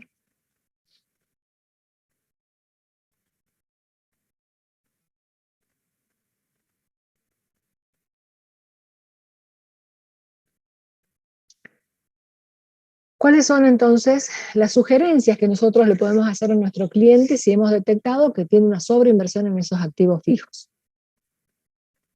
Tendría que decir, bueno, hagamos un listado de cuáles son las maquinarias que tiene, cuáles son las que realmente está utilizando en condiciones habituales, normales, y que no me están generando ociosidades, y tratar de liquidar, o sea, de vender aquellos activos fijos que no me están siendo productivos. Si, por ejemplo, yo tengo una sola máquina que me está generando, que me está quedando grande, decir, bueno, podría decir, si yo estoy trabajando determinada cantidad de horas, tengo un solo turno de trabajo, decir, bueno, voy a tratar de alquilar, o sea, que alguien me alquile las otras horas que yo no produzco. Entonces, de esa manera no estoy teniendo tanto costo, sino que me va a generar un ingreso adicional, y lo voy a poder neutralizar, o sea, voy a poder neutralizar la ociosidad con ese ingreso adicional que me está generando. O directamente digo, bueno, ¿qué hago? Vendo la maquinaria y la alquilo. Entonces, en vez de yo alquilarle en vez de que un tercero venga a usar mi máquina, yo le voy a usar la máquina a un tercero. Otra sugerencia es reinversión de utilidades hasta alcanzar el equilibrio en la inversión. Es decir, bueno, no se puede retirar utilidades porque nos estamos quedando con un patrimonio neto demasiado chico para la cantidad de activos fijos que tenemos. Entonces, bueno, reinvertamos las utilidades. o pidamos nuevos aportes de capital, ya sea a los socios actuales o a los nuevos socios, de manera de equilibrar el patrimonio neto con el activo, con la inversión en activos fijos.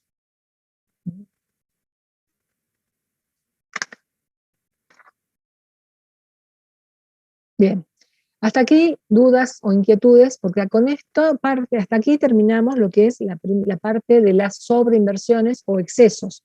La vimos en bienes de cambio, en créditos por venta y en activos fijos. Ahora pasaríamos al segundo grupo de las enfermedades que tiene que ver con los defectos. Entonces, por eso les pido que me digan si tienen alguna duda con estos elementos, cosa que antes de continuar con el otro grupo de enfermedades.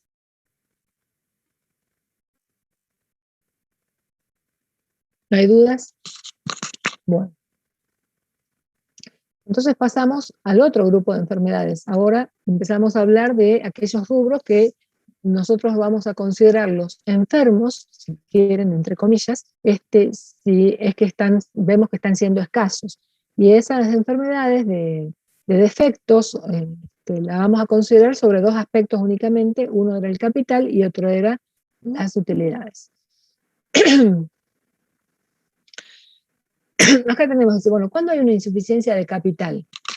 Nosotros vamos a decir que la empresa tiene una insuficiencia de capital cuando la financiación propia es inferior a la financiación de terceros. O sea, aplicamos nuestro índice de endeudamiento, por ejemplo, y nos estamos dando cuenta de que el pasivo es muy superior al patrimonio neto. O aplicamos el índice de solvencia, que es la inversa, que es patrimonio neto sobre pasivo, y nos está dando un valor muy chiquito. Entonces decimos, bueno, evidentemente, acá el patrimonio, el capital de la empresa está siendo muy, muy chico en relación, por supuesto, siempre no pierdan de vista que siempre tenemos que tener en cuenta cuál es la actividad, cuál es la estructura que tiene la empresa y demás. Ustedes se acuerdan que una de las políticas financieras sanas nos decía que el patrimonio debería ser superior al capital de terceros, y como a lo sumo, o sea, como máximo, el pasivo debe ser igual al patrimonio neto, o sea que el pasivo no debería superar el patrimonio neto. Después vimos que hay ciertas excepciones, porque tiene que ver justamente con el tipo de actividad de empresa, donde hay empresas, hay actividades donde a pesar de tener un exceso de fuentes de financiamiento de terceros, está bien que así sea. Por ejemplo, las entidades financieras, donde decimos, bueno, ¿qué hace la entidad financiera? Toma dinero de los terceros y los presta. Entonces, muchas veces puede mostrar que tiene mucho más pasivo que patrimonio neto, pero tiene un encaje entre los pasivos y los activos, como el dinero que le prestó a sus clientes, que no hace falta que tenga un gran capital, o sea, no hace falta que el patrimonio neto supere el pasivo. Las empresas de servicios públicos. Las empresas de servicios públicos pueden tener mucho pasivo, pero también en relación al patrimonio neto, pero no quiere decir que esté mal. Siempre hay que ver de qué manera en qué condiciones están dadas esos pasivos. Entonces, a mayor diferencia entre esos pasivos entre la relación entre pasivo y patrimonio neto, hay mayor desequilibrio. Pero ¿cuándo nosotros vamos a decir que existe una enfermedad? Cuando estamos endeudados, pero el costo de ese pasivo que tomamos es muy elevado, o sea, nos están cobrando una tasa de interés muy alta. Cuando estamos teniendo dificultades para acceder a nuevas fuentes de financiamiento, o sea, decimos, estamos tan endeudados, o sea, aplicamos el índice de endeudamiento, que nos mide el nivel. Si ustedes se acuerdan, con el índice de endeudamiento nosotros medíamos cuán endeudados estamos, mucho, poco o nada. Yo aplico el índice de endeudamiento y me da que estoy muy endeudada, pero dijimos, aún así, puede ser que no sea malo siempre y cuando se den determinadas condiciones. Una de las condiciones tenía que ver con el costo del pasivo. O sea, si yo estoy muy endeudada, pero un costo bajito de pasivo, no estaría mal. Si yo estoy muy endeudada, pero a muy largo plazo, tampoco estaría mal porque estoy aprovechando esas fuentes de financiamiento. Si yo estoy muy endeudada y a la vez eso me genera de que no pueda obtener nuevas fuentes de financiamiento, o sea, ninguno me va a querer prestar, entonces ahí se me está generando un problema. Cuando estoy muy endeudada y el costo del pasivo es muy elevado, se me está generando un problema. Cuando la rentabilidad de los propietarios, ¿qué medíamos con la rentabilidad? Era la eficiencia de los fondos puestos a trabajar, la eficiencia de los fondos de los propietarios. Si esa rentabilidad es baja, o sea, ¿por qué es baja? Porque hay una reducción de utilidades, evidentemente me está indicando de que hay una enfermedad, o sea que el capital está siendo insuficiente. Entonces, la relación de los fondos de los propietarios con relación a los terceros no está siendo la adecuada, ¿sí? En esto, por favor, les pido que tengan especial atención, porque no siempre, o sea, muchas veces se da que en algunos exámenes por ahí se ponen a analizar el índice de endeudamiento y ustedes ya se cierran donde que nunca, en ningún caso es válido que el endeudamiento, que el pasivo sea superior al patrimonio neto. Puede darse el caso bajo determinadas circunstancias. Bueno, principalmente, como les decía recién, depende a qué actividad se dedica la empresa. En segundo lugar, a qué costos se está endeudando. Si se está endeudando a un bajo costo, no está mal. ¿Y en qué tiempo se están endeudando? Si están tomando mucho pasivo a ser devuelto, o sea, que va a ser exigible en el corto plazo, estaría mal. Pero si está tomando un pasivo que va a ser exigible en el largo plazo, o sea, un pasivo no corriente y a un bajo costo, no estaría mal de que el pasivo superara el patrimonio neto. ¿Mm? Bien. ¿Por qué causas ese capital, podemos decir que ese capital resultó insuficiente, o sea que no está adecuado a las características o a la estructura de la empresa? Muchas veces tienen que ver por un aumento en las operaciones de la empresa. O sea, si estamos viendo que es una empresa que de pronto creció en el mercado notablemente, cuando hacemos la relación de ventas con capital nos estamos dando cuenta de que las ventas superan ampliamente ese concepto de capital. Entonces, en realidad, ahí podemos decir que estamos ante una insuficiencia de capital para el giro que está teniendo la empresa, el giro comercial que está teniendo la empresa en este momento. Si hay muchos aumentos de pasivo a largo plazo, o sea, si uno aumenta el pasivo, está bien que sea a largo plazo, pero bueno, a lo mejor me está indicando que el capital está siendo insuficiente en relación a ese pasivo. ¿Cuándo va a resultar insuficiente el capital? Cuando tenga más egresos que ingresos. ¿Por qué? Porque si yo tengo más salidas, más gastos, más egresos que ingresos, en definitiva me va a estar mostrando un resultado negativo, y ese resultado negativo me va comiendo el patrimonio neto. Si estoy teniendo un ineficiente manejo de la empresa, o sea, si yo soy ineficiente en el manejo de los recursos de la empresa, lo más probable es que termine con un resultado negativo, y ese resultado negativo me va comiendo el capital. Malas prácticas del empresario, bueno, justamente no estar preparado. Muchas veces, muchas empresas familiares, ¿qué ocurre? Que de padres a hijos van haciendo la sucesión, porque fue la empresa del abuelo, después pasó al padre, ahora pasó al hijo. Resulta que el hijo lo que menos quiere es involucrarse en la empresa. Entonces, como no se involucra en la empresa, toma malas decisiones, despilfarra el dinero obtenido por sus antecesores, y bueno, se termina repercutiendo en un quebranto, en una baja utilidad de la empresa. Entonces se va comiendo ese capital. Que haya políticas de distribución de utilidades inadecuadas. Por ahí se distribuyen utilidades cuando realmente estamos viendo que no deberían distribuirse, porque es necesario acumular resultados para poder fortalecer ese capital. Cuando hay una falta de reinversión de utilidades, es decir, todos los años distribuimos dividendos y nunca nadie piensa que en algún momento es importante que se reinviertan parte de esas utilidades para poder fortalecer a la empresa. Porque tenga un capital de trabajo insuficiente en relación al volumen de actividad que tiene la empresa. Entonces, todas esas causas son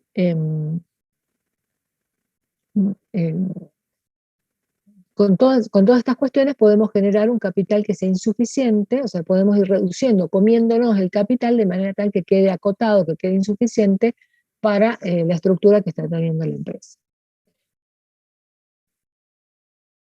¿Cuáles son los efectos de tener un capital insuficiente? Es decir, que sea demasiado chico el capital en relación a la estructura de la empresa. Bueno, si mi capital es insuficiente, quiere decir que yo, cuando quiero invertir en algo, voy a tener que recurrir a fuentes de financiamiento externo. Entonces voy a tener que pagar intereses por ese financiamiento. Entonces aumenta el pago de intereses. Si yo no estoy generando, o sea, no estoy teniendo fondos propios y tengo que recurrir a fuentes de terceros, y no tengo ingresos genuinos como para poder cancelar esos pasivos, entonces me va a producir un atraso en el pago de proveedores y acreedores. Cuando se produce el atraso, se me generan intereses, y esos intereses repercuten en la utilidad de la empresa. Si hay una reducción del capital de trabajo, porque tomé alguna decisión que haga que el capital de trabajo, o sea, ese margen de seguridad que había entre activos corrientes y pasivos corrientes, se vaya achicando, o en algún caso hasta pueda superar, pueda ser negativo, entonces evidentemente también estoy teniendo una insuficiencia de capital.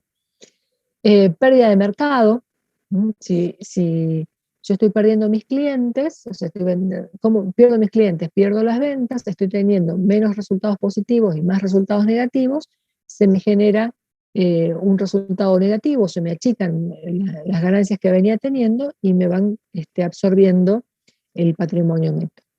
Y en definitiva, si me está pasando eso continuamente, de que tengo quebrantos continuamente, voy a terminar cerrando la empresa. No puedo permanecer mucho tiempo con una empresa en marcha cuando esté generando quebrantos todos los años. Que en la medida que esos quebrantos vayan absorbiendo el capital. O sea, no podría exponer capital, patrimonio neto negativo todos los años. Bien. ¿Qué herramientas puedo aplicar para darme cuenta si hay una insuficiencia de capital? Bueno, muchas de las que vimos son útiles también. La razón de capital de trabajo sobre el pasivo corriente. Los otros índices, bueno, el índice de movilización, que era patrimonio neto sobre activo fijo, el endeudamiento, la solvencia, el efecto palanca. ¿Se acuerdan para qué nos servía el efecto palanca? Era para ver, poder analizar si fuimos eficientes en nuestro endeudamiento o no, si la política de endeudamiento fue adecuada o no. Relacionar utilidad con capital, ventas con capital,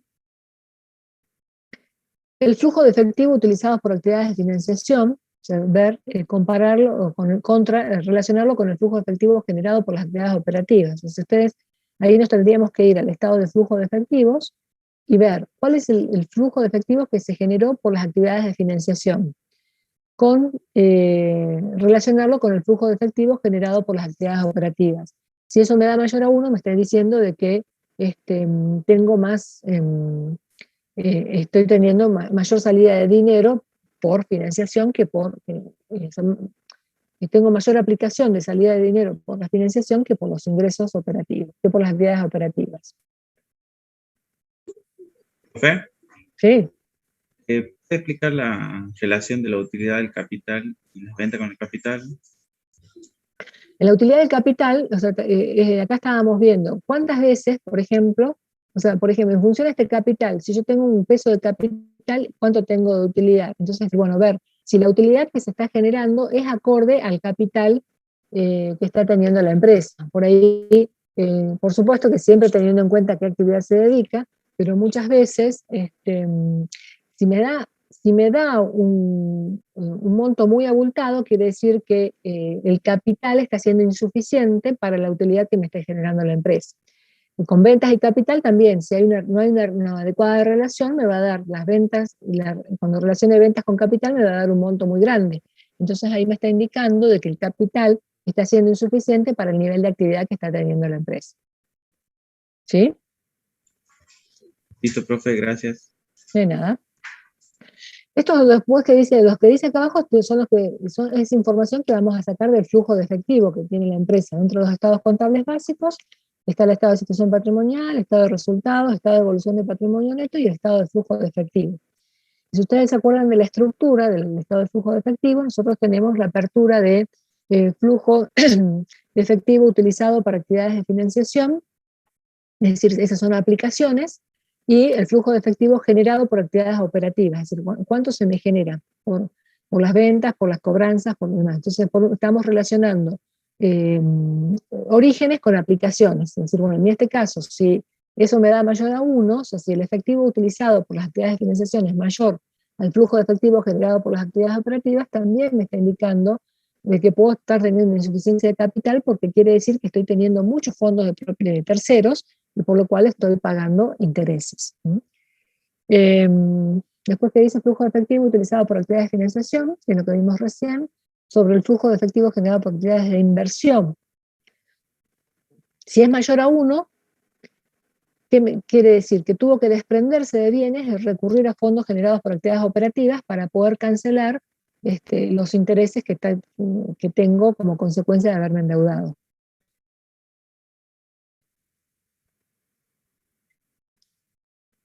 Bueno, y estos son los otros indicadores que nos van a permitir determinar si está siendo capital insuficiente, que tiene que ver con la cobertura de pasivos. O sea, relacionamos la rentabilidad antes de intereses e impuestos más las amortizaciones, y a eso sobre la sumatoria de los intereses más el pasivo, para ver cuánto, cuánto estamos pudiendo cubrir de nuestro pasivo con la generación de resultados antes de intereses e impuestos, y le incluimos las amortizaciones porque no implican erogación de dinero, ¿no? No implican una salida de dinero inmediata, ¿sí? Se difiere en el tiempo la amortización. Y después que dice acá, los fondos generados por las actividades operativas antes de intereses e impuestos, también sumándole las amortizaciones sobre los intereses más los pasivos. O sea, esos son algunos indicadores que en realidad los podemos trabajar, como les decía, extrayéndolos, analizando cómo está compuesto el flujo de efectivos. Entonces, en el flujo de efectivos, ¿qué vemos? Decimos, bueno, ¿con qué efectivo arrancó la empresa al inicio del ejercicio y qué efectivo le quedó al cierre? Esa diferencia tenemos que analizarla, decir, bueno, ¿por qué aumentó el efectivo o por qué disminuyó? Entonces tenemos actividades que son generadoras de efectivo, y otras que son donde se aplican los efectivos, es decir, bueno, estoy utilizando ese efectivo ¿para qué? Para financiarme, para invertir, o para qué. Entonces, muchas veces, o sea, a veces uno no le da la importancia que tiene ese estado, pero bueno, nos puede servir para tomar muchas decisiones.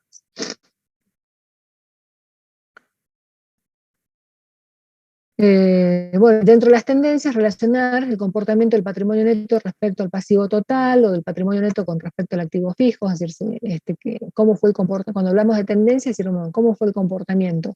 ¿Aumentó el pasivo total y fue con un acompañamiento al patrimonio neto, o fue a la inversa? ¿Aumentaron los activos fijos y el patrimonio neto aumentó o disminuyó en relación a esa inversión, a ese aumento? ¿Qué pasó con las utilidades? Las utilidades aumentaron, ¿y cómo fue el comportamiento del patrimonio neto? O a la inversa, las utilidades disminuyeron, ¿y qué comportamiento tuvo el patrimonio neto? Entonces, también siempre relacionar cuentas que tengan que ver para poder darnos cuenta de que si es correcto el monto que está teniendo la empresa de capital, o me está dando la pauta de que está siendo insuficiente para el volumen de actividad que tiene y que me está indicando de que tengo que tomar alguna, o sugerir alguna política para poder mejorar esa relación. Bueno, el método estructural siempre lo podemos aplicar. ¿Qué sugerencias podríamos hacerle a la empresa cuando tenemos una insuficiencia de capital? O sea, ya detectamos de que está esta enfermedad. Bueno, una de las sugerencias justamente es reinvertir utilidades. Dejemos de distribuir dividendos y pidámosles un esfuercito a los socios de que reinviertan en un ejercicio, 2 o 3, o lo que haga falta, reinviertan esas utilidades, o parte de las utilidades, si no pueden reinvertir todo. Reinvención del modo de gerenciar. Evidentemente, si estoy teniendo una insuficiencia de capital, hay alguna falla en el gerenciamiento de los recursos, o sea, no estoy siendo muy eficiente en el uso de los recursos. Entonces, deberíamos plantearnos alguna política, a lo mejor también justamente con eso que yo les decía recién, a veces de las empresas familiares. Lo puse de gerente, está de gerente el hijo, porque bueno, era tradición de que como ya es la 4ª generación, tiene que ser el gerente, y resulta que este chico o este joven o este hombre no tiene ni idea de cómo se administra, cómo se gerencia una empresa, porque a él no le interesa. O sea, recibió el cargo porque correspondía por herencia familiar, pero realmente él no se quiere involucrar, entonces evidentemente no sabe cómo tomar políticas adecuadas. Entonces necesitaría en ese caso un asesoramiento externo que le diga, que le haga ver, o que lo prepare para decir, bueno, evidentemente hay un mal manejo de los recursos. Por ejemplo, otra cosa que también está involucrada con los activos fijos, es decir, en vez de comprar activos fijos, es decir, bueno, hagamos un leasing. El leasing es un contrato, es decir, es como que uno va pagando un alquiler con una opción a compra. Entonces yo todos los meses voy pagando un alquiler, y cuando pasa determinada cantidad de años, ejerzo la opción de compra, y ahí recién pasa a ser el bien de uso, pasa a formar parte de de la empresa. Entonces, de esa manera, en vez de hacer una inversión inicial en un activo o asumir un compromiso a largo plazo, si, por ejemplo, quiero comprar una maquinaria y bueno, la voy a pagar en 10 años, en vez de comprarla, utilizo esta política. Entonces la voy alquilando mensualmente y cuando pasa determinada cantidad de años, ejerzo la opción a compra. Si tengo activos fijos que están siendo, con lo que veíamos recién, que me están quedando grandes, que no los estoy utilizando, que son obsoletos para la empresa y demás, bueno, venderlos y de esa manera recapitalizar la empresa, porque si, bueno, doy de baja este bien que me está generando costos o gastos y ese dinero lo capitalizo en la empresa. Y por último, bueno, la venta de la empresa como frutilla del postre, digamos, bueno, ya no hay más que hacer, tengo que ver la forma antes de que los accionistas me maten, porque estoy generando quebrantos permanentemente, estamos disminuyendo el interés de terceros en la empresa. Entonces, bueno, antes de que ocurra eso, vendamos la empresa, cosa de que los accionistas puedan llevarse algo antes de seguir perdiendo continuamente. Bueno, la otra enfermedad tiene que ver, ¿qué hora es? 7:30. La otra enfermedad tiene que ver con la insuficiencia en las utilidades. ¿Cuándo se genera una insuficiencia de utilidades? Cuando tengo una acumulación de resultados negativos o tengo un bajo nivel de crecimiento, es decir, bueno, no tengo, me estoy manteniendo constante, digamos, en el nivel de ingresos y estoy teniendo cada vez más gastos.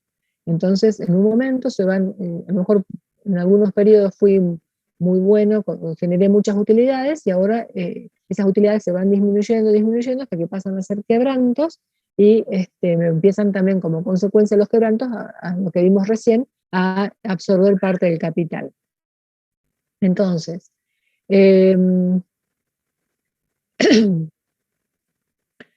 pasa con las empresas que tienen utilidades adecuadas? Si es una buena utilidad que se va generando, ¿cómo hace para crecer? Bueno, si yo tengo buenas utilidades y empiezo a repartir dividendos de manera inmediata, es muy probable que en algún momento de la vida de la empresa me empiece a encontrar con ciertos inconvenientes. Entonces, lo que nosotros tenemos lo ideal sería que en un comienzo, cuando la empresa tiene utilidades adecuadas, vaya capitalizando esas utilidades. No les digo el 100% de las utilidades, pero un gran porcentaje, de manera de ir agrandando el capital, el patrimonio, y que me sirva para después, justamente, si yo tengo resultados acumulados abultados, es decir, bueno, para el día de mañana, cuando empiezo a tener insuficiencia de utilidades, recién empiezo a absorber parte de esos resultados y no me voy a dar cuenta tan abruptamente de que está habiendo un problema dentro de la empresa.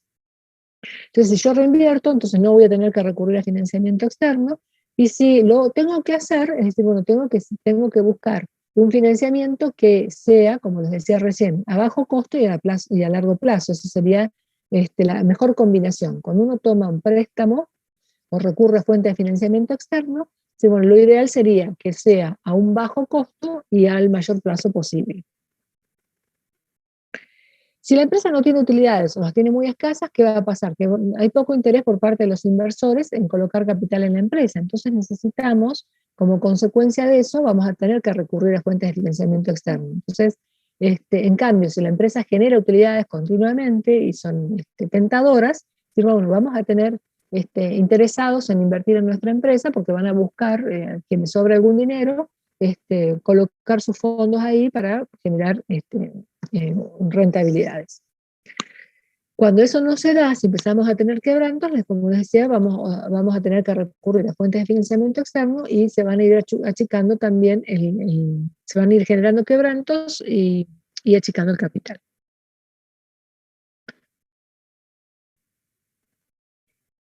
¿Cuáles pueden ser las causas por las cuales una empresa tenga una insuficiencia de utilidades?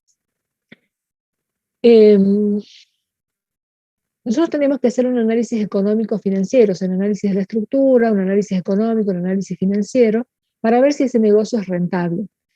Cuando nosotros decimos que tiene un nivel de rentabilidad adecuado, cuando la situación financiera en corto plazo es adecuada, es decir, le permite, ¿qué medida la situación financiera a corto plazo? La capacidad que tiene la empresa de asumir con sus pasivos en el corto plazo. Entonces, si tiene una situación financiera adecuada en ese corto plazo, probablemente el nivel de rentabilidad sea el adecuado porque le va generando utilidades para poder cumplir después con esos compromisos. Si el nivel de rentabilidad es inadecuado, la situación a corto plazo se va deteriorando, porque ya al no generar rentabilidad, no generar utilidades, tengo que recurrir a fuentes de financiamiento externo y va a hacer que la situación en el corto plazo se vaya deteriorando porque voy a empezar a tener más pasivos que activos para hacer frente a esos compromisos. Entonces, si no se corrigen esas distorsiones de tipo estructural o no se revierten las situaciones coyunturales de mercado, ¿qué son las situaciones coyunturales de mercado? Esto que nos está pasando ahora, una situación de pandemia, es una situación coyuntural, o sea, no es algo estructural, es decir, que se dio ahora y bueno, esperemos que no se repita por muchos años más, pero es una situación puntual. Si esa situación coyuntural, por ejemplo, llamémosle la pandemia, derivó en una mala situación de la empresa, la misma, o sea, esta empresa para continuar en marcha tiene que, probablemente vaya a demandar un mayor endeudamiento y entonces así se va estableciendo un círculo vicioso, o sea, más deuda, más intereses, más quebrantos y así sucesivamente hasta que llega un punto donde la empresa fue generando continuamente quebrantos y esos quebrantos le fueron absorbiendo los resultados acumulados que tenía en el patrimonio neto y empieza a mostrar patrimonios negativos. Entonces, cuando se da esa situación, la empresa tiene que cerrar. ¿Cuáles son las causas por las cuales se pueden producir insuficiencia de utilidades? Bueno, por supuesto es fundamental la mala administración de la empresa. Si no sabemos administrar los recursos, evidentemente esto va a traer como consecuencia de que la empresa tenga resultados que no sean óptimos. La sobreinversión de inventarios, o sea, lo que vimos como excesos, fíjense cómo repercute en esta insuficiencia de utilidades, porque vimos la sobreinversión de inventarios, nosotros dijimos que el hecho de tener inventarios acumulados en exceso me genera costos o gastos que repercuten en manera negativa, o sea, de manera contraria en las utilidades, porque me disminuye la utilidad. Los costos de mantenimiento, de seguros, las pérdidas por obsolescencia, por ruptura de los bienes, el capital inmovilizado, que se tiene que ver reflejado ahí, porque si yo invertí de más en esos bienes de cambio, estoy desperdiciando capital que podría afectar a otra cosa. La sobreinversión de cuentas por cobrar, que es lo que dijimos, que me lleva a que tenga que efectuar gastos administrativos para cobrar, que tenga deudores incobrables, que tenga deudores en gestión judicial que me generan gastos judiciales justamente y repercuten de manera negativa en las utilidades. La sobreinversión de activos fijos, por todo esto que hablamos hace rato, es decir, si yo tengo activos que me quedaron grandes para mi estructura, estoy teniendo amortizaciones en exceso, gastos de mantenimiento en exceso, seguros en exceso, estoy desaprovechando porque estoy invirtiendo en algo que me está quedando grande y también estoy desaprovechando la oportunidad de invertir en otra cosa.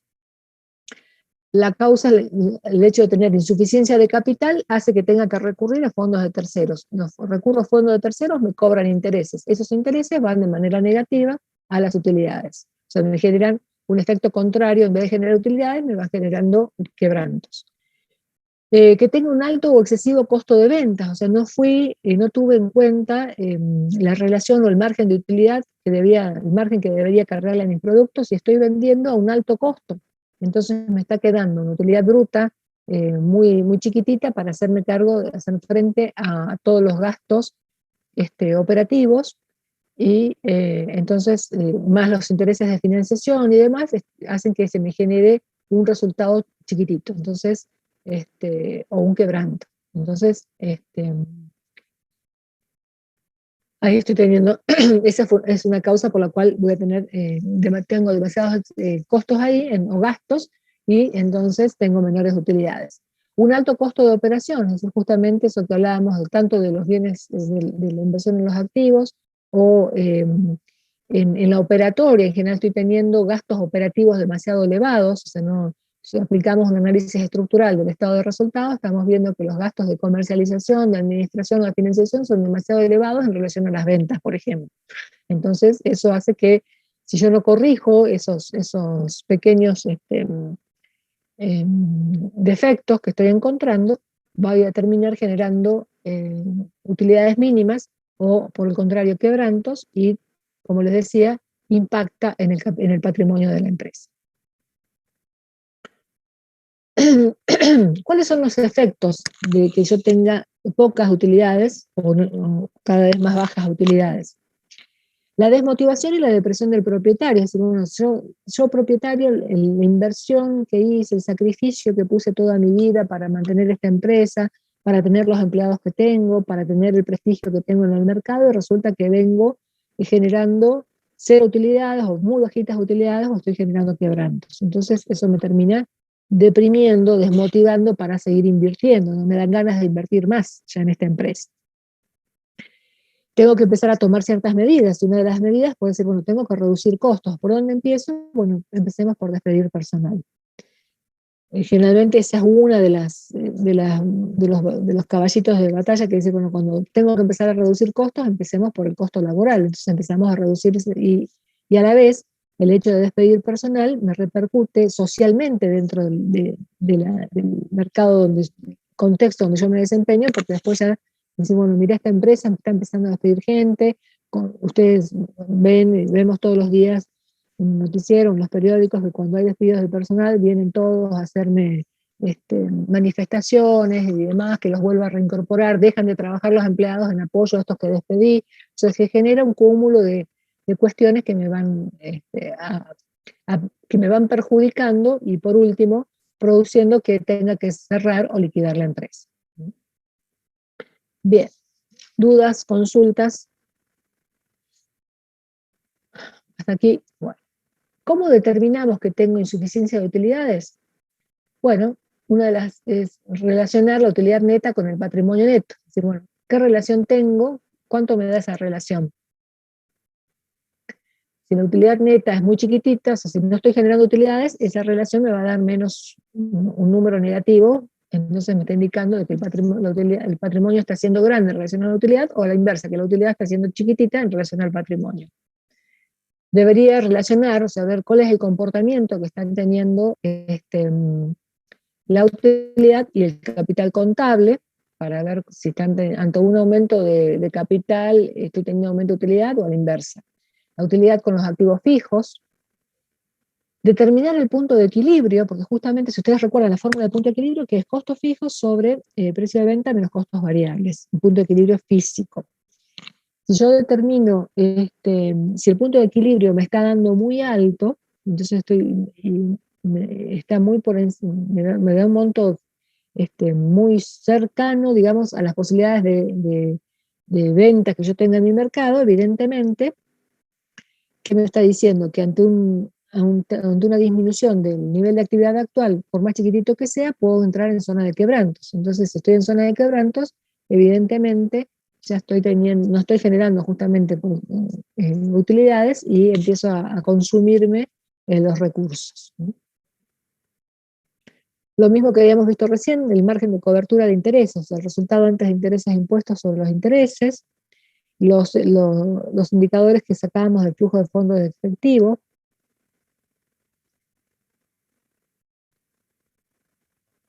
¿Cuáles son las sugerencias que le podríamos dar al empresario? Decir, bueno, hay que hacer una reorganización total de la empresa, o sea que evidentemente algo está mal, tenemos que ver cómo hacemos para aumentar los ingresos, o sea, aumentar las ventas y a la vez disminuir los costos, qué factores vamos a utilizar, qué costos vamos a disminuir, no empezar siempre por el costo laboral, sino decir, bueno, veamos por los activos fijos, estamos teniendo maquinarias que son inadecuadas, que son demasiado grandes para nuestra estructura, achiquemos la estructura, hagamos un análisis financiero profundo, real, y bueno, evidentemente yo necesito saber cómo me voy a manejar, o sea, a esta altura de la vida, en este contexto globalizado que vivimos y demás, no podemos dejar de utilizar herramientas como el presupuesto. O sea, yo no puedo trabajar, tener un negocio y manejarme como un kiosquito, necesito tener, y aún así hasta un kiosquito necesitaría tener un presupuesto, para ver qué es lo que yo tengo presupuestado vender, y en función a eso,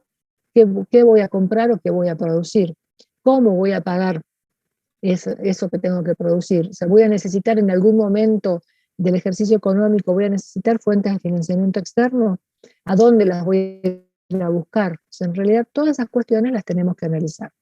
O por supuesto, que tiene que ver mucho con la administración, es desarrollar un nuevo modelo de negocios. Probablemente la forma en la que yo estoy ejerciendo mi actividad ya quedó obsoleta o está fuera de moda, o fíjense ahora con el tema este de la pandemia, hay mucha comercialización a través de las redes, mucho e-commerce, entonces a lo mejor debería replantearme ese modelo de negocios y de esa manera volver a generar utilidades.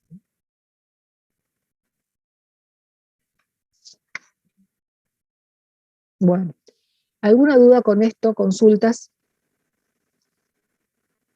Bueno, dado que ya son las 7:44, lo que tienen acá, que se los dejo, o sea, es un caso de una empresa de aviación donde quiero que ustedes después lo lean detenidamente y se van a dar cuenta de por qué decimos que tiene ciertas enfermedades esta empresa. Entonces, hagan la lectura, qué fue lo que pasó con esta empresa. Después, más adelante, acá tienen muchos datos numéricos, indicadores y demás. Acá tienen cálculos para sacar algunos otros indicadores, le está dando el dato de la utilidad neta, del capital de trabajo, de los activos no corrientes, los pasivos, el capital, el índice de solvencia, inmovilización, endeudamiento, la rentabilidad del patrimonio neto, la relación de utilidad neta sobre ventas, todos esos son datos dados. Pero antes de leer la conclusión, lean el caso. Se trata de una compañía, yo se los cuento rápidamente, pero quiero que ustedes después los lean y se den cuenta por qué estamos diciendo, o cómo hicimos para detectar qué enfermedades tiene. Es una compañía de aviación donde, sin justamente planificar las inversiones, sino por comprar flotas de aviones sin mirar si eran las adecuadas para su estructura y para la estructura, para el nivel de aeropuertos que tenía México, se largó a comprar aviones y resulta ser de que estos aviones no eran aptos para las pistas de aterrizaje que tenía en México. Entonces hizo una gran inversión y resulta que esos aviones después los tenía que pagar y fue quedando cada vez con menores ventas porque esos aviones, como les decía, no eran aptos para las pistas de aterrizaje que había en México.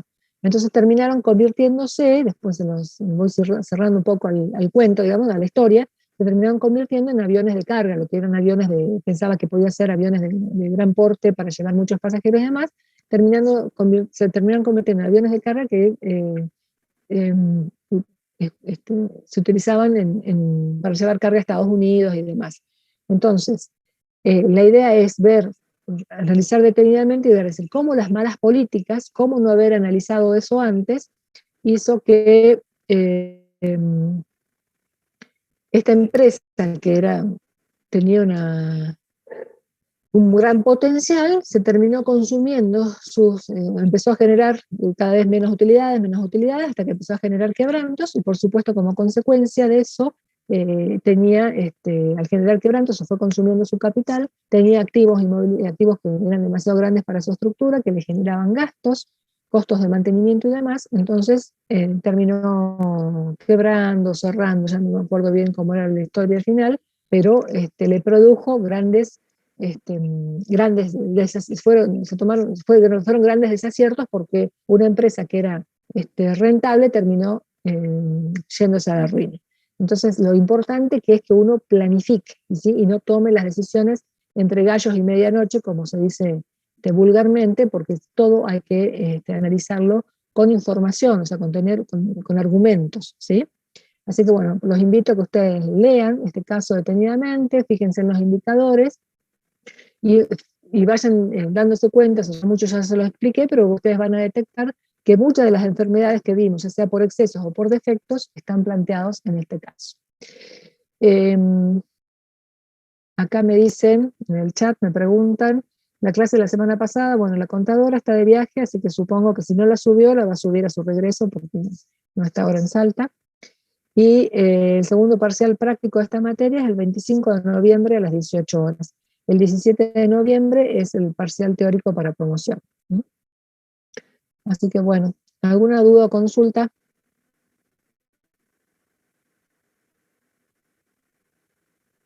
¿No?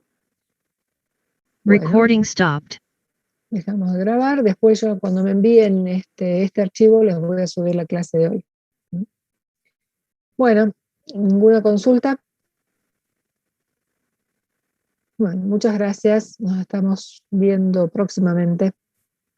Gracias, profe. Que tenga buena. Gracias a ustedes. Gracias igualmente. Hasta luego. Hasta luego, gracias.